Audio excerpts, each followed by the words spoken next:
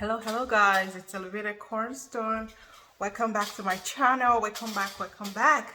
So today I have an interesting topic to talk about, and the topic today is peace.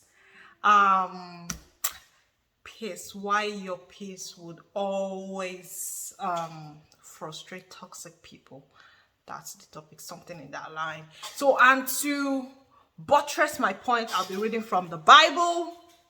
But generally, let's talk about peace and why your peace would always irritate toxic people, which is one thing I've always emphasized on this channel, that as children of God, when you're picking your friends, you have to do that meticulously. You have to pick people who have the same values as you do. You have to pick people who share values such as the word of God, people who read their Bible, and people who generally embody that peace of God that surpasses all understanding. Because if you go yoke yourself with people who do not have that peace, guess what? They're going to be sipping from your own pieces like straw, little by little, until you would have no peace left. So this is why it's really important to because now let me tell you something. As a child of God, you are a channel of light.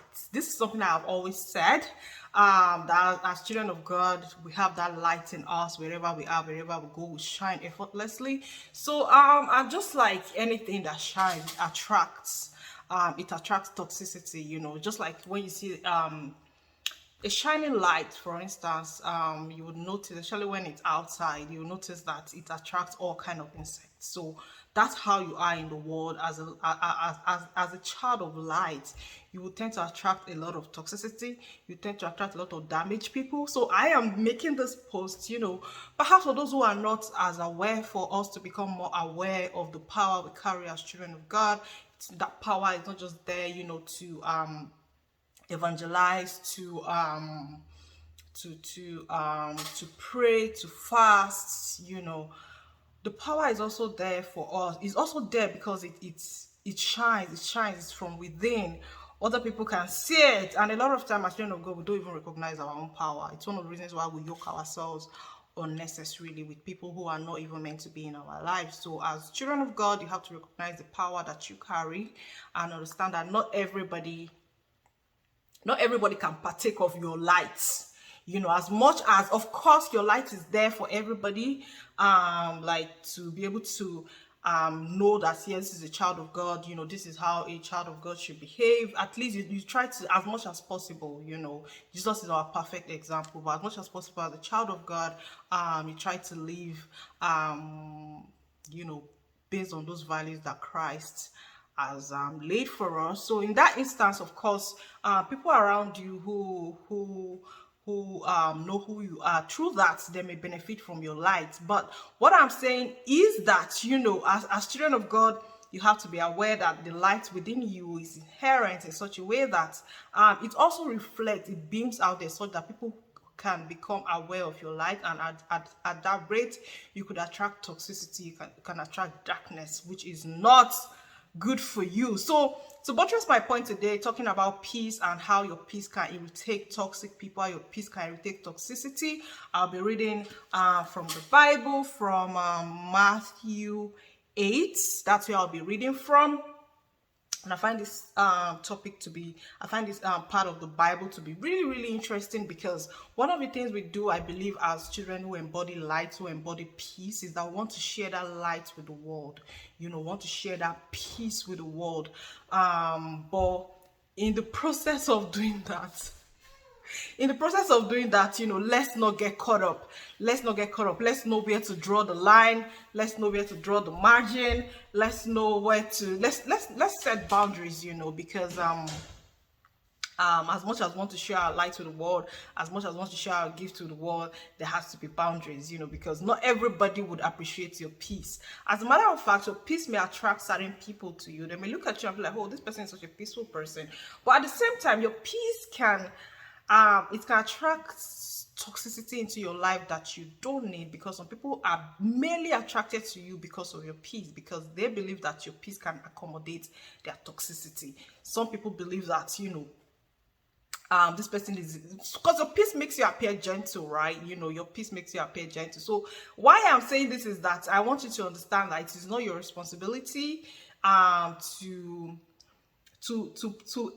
share that peace in such a way that it begins to affect you negatively. Of course, as children of God, that peace is naturally there in us, and a lot of time people who are toxic would be attracted to that peace, not because you know, they want to like share that peace with you. Of course they want to be a part of it, but they don't want to be a partaker of it, in the sense that they have come to take out from your peace in order to fulfill their own toxicity. So that's the kind of context in which I am talking from. So you should learn to protect yourself, protect your energy, protect your peace. And I'm just going to go ahead and read this part of the Bible. First time I read it, I was really intrigued, and anytime I read this part of the Bible, it always speaks to me. So this is the chapter that talks about when Jesus was talking to what it talks about the two demon possessed men when they were healed. So reading from Matthew 8 from verse 26, it said, when he had come to the other side, to the country of the Gerson, they met him two demon possessed men coming out of the tomb, exceedingly fierce, so that no one could pass that way. And suddenly they cried out, saying, what have we to do with you, Jesus, you Son of God?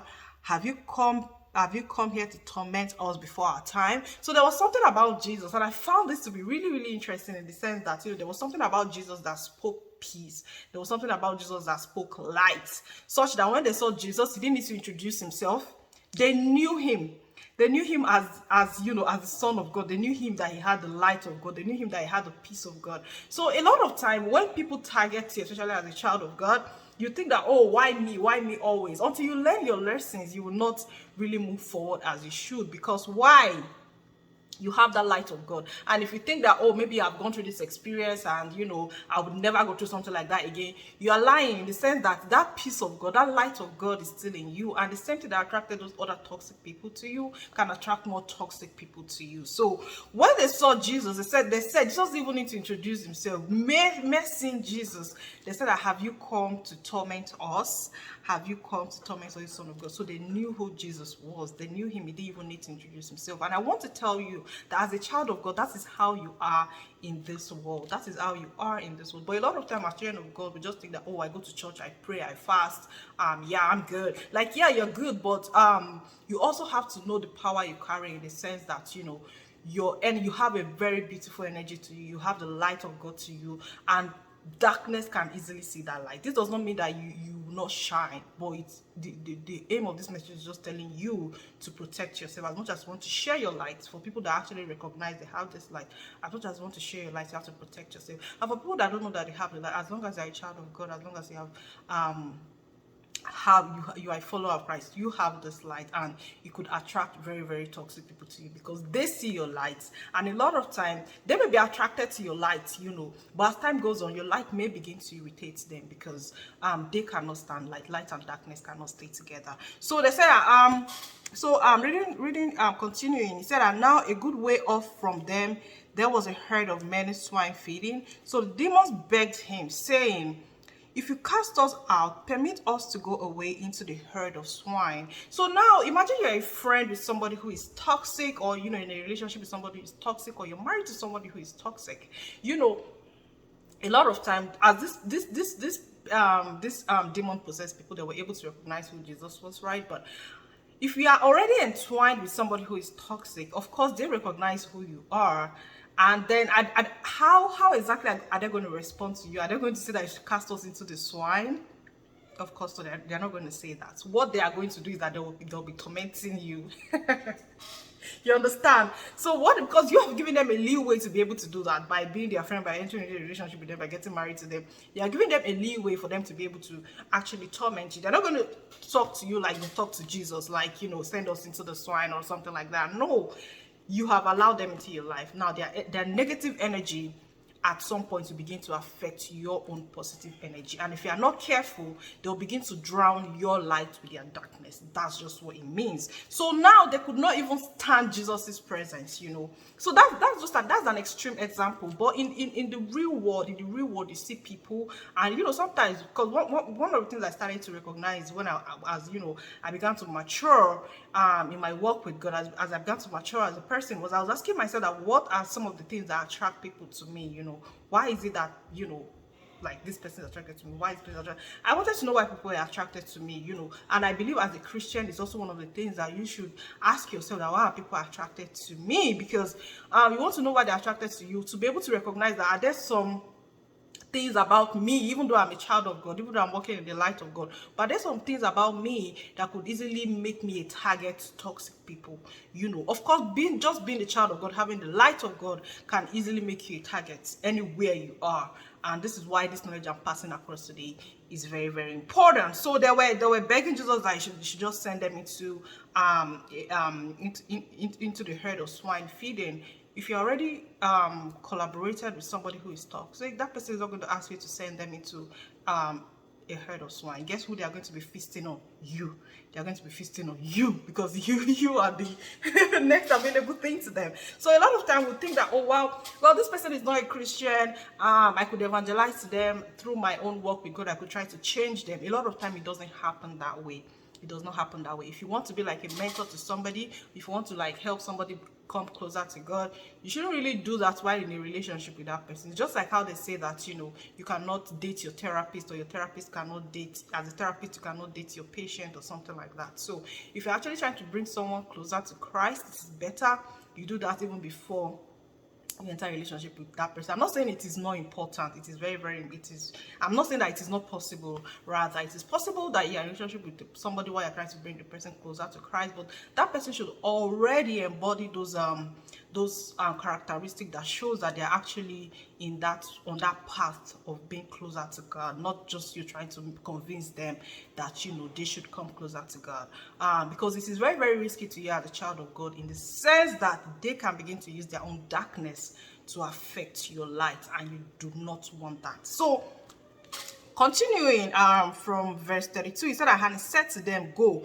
So when they had come out, they went into the herd of swine, and suddenly the whole herd ran violently down to the steep place into the sea and perished in the water. So that's the kind of that's just an example. It's kind of like an extreme example, but that's the kind of toxicity sometimes that you get to deal with if you are not equally yoked with somebody, especially somebody who is like particularly unhealthy for you as a child of God, somebody who has not come to understand the peace of God that surpasses all understanding, somebody who does not really carry that light of God in them. Of course, it doesn't mean that they don't like you. It doesn't mean that they hate you or anything like that, but they just don't have the light that you have. And for every time they see your light, it's going to irritate them. That's what happened to these men who were demon possessed. They saw Jesus, and Jesus's light irritated them. They were scared. But in today's world, people will not really see you and be scared. A lot of people will actually see you. They'll see your light, and they'll want to come close to you to partake of that light. But a lot of time in the long run, they begin to drag you down. They begin to slow down your walk with God. That thing within them that is like, that Jesus described as violent. If you see a lot of toxic people, a lot of unhealthy people, they tend to have that in them as well. So you don't want to be associated with that. You don't want to be close to that at all.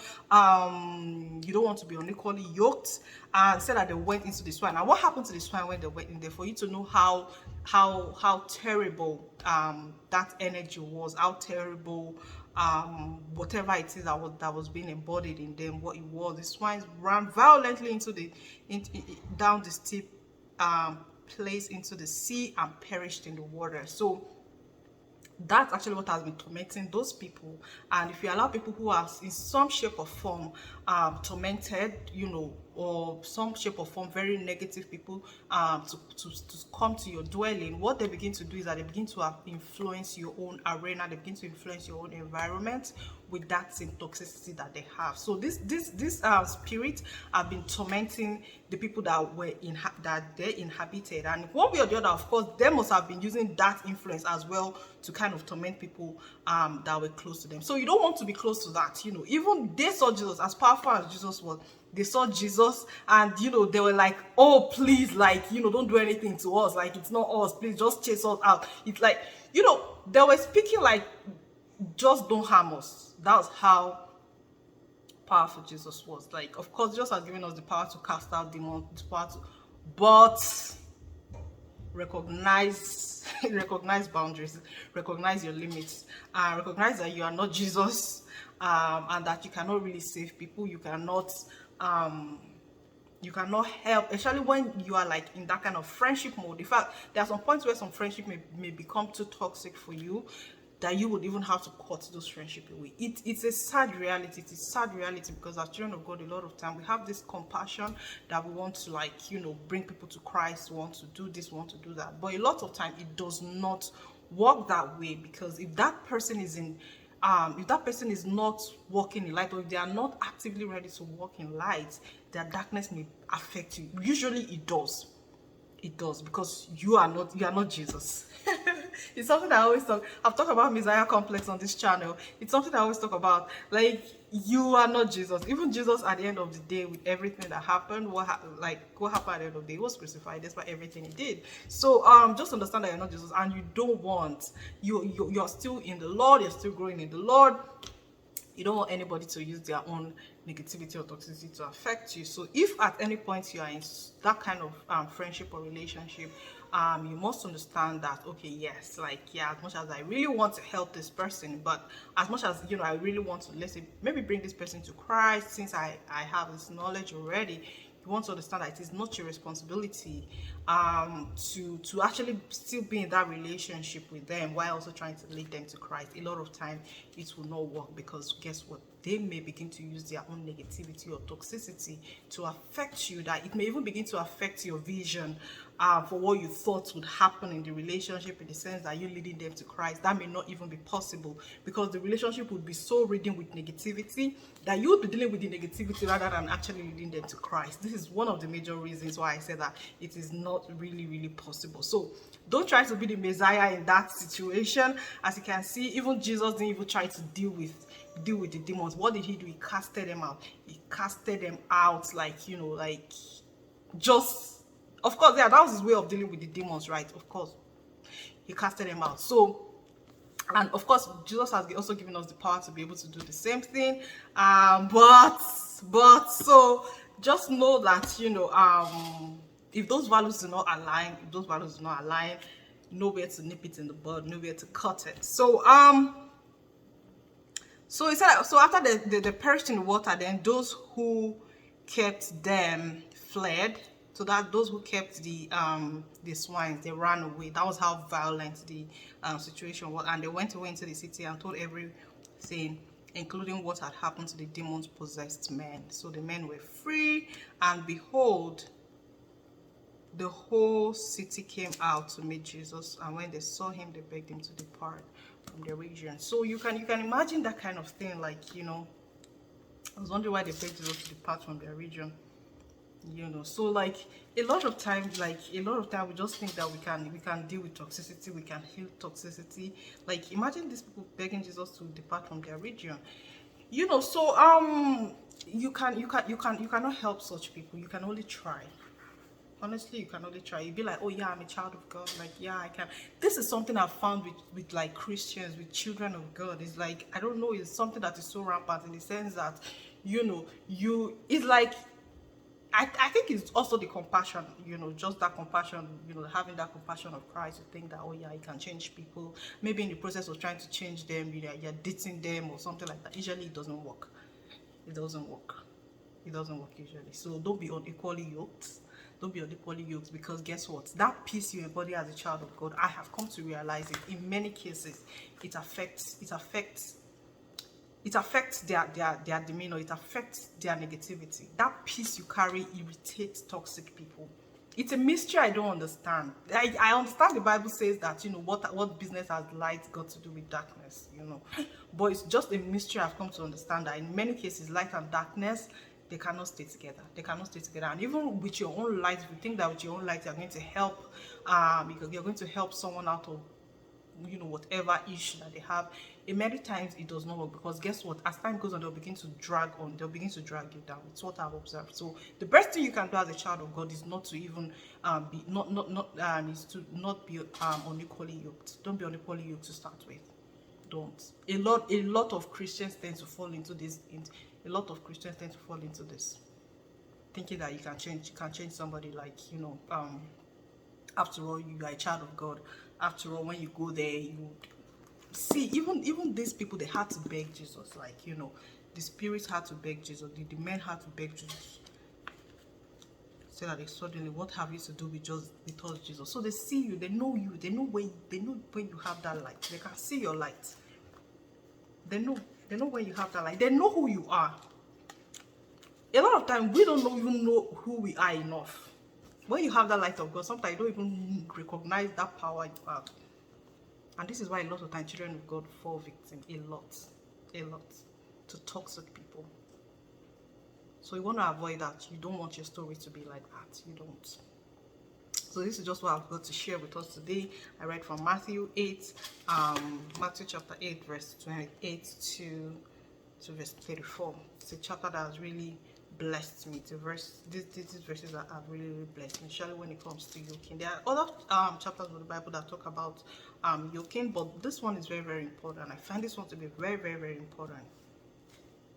It's very, very important. So when people see you as a child of God, they know you. They see the light you carry. That light many times is what attracts them to you.